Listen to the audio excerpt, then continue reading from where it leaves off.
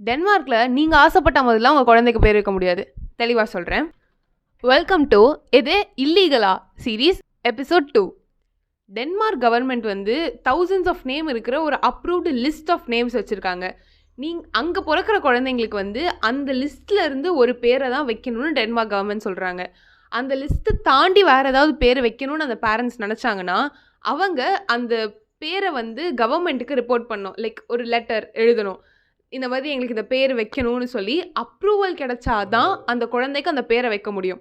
இதோட இன்டென்ட்டாக என்ன நினைக்கப்படுது அப்படின்னா, லைக் குழந்தைங்க வந்து யாரும் புலி பண்ணுறக்கூடாது, வியர்டான பேரை வச்சதுனால யாரும் வந்து ஹராஸ் பண்ணுறக்கூடாது, அவங்களோட மென்டல் பீஸை பாதுகாக்கணும்னு கவர்மெண்ட் இதை பண்ணுறதா சொல்லப்படுது.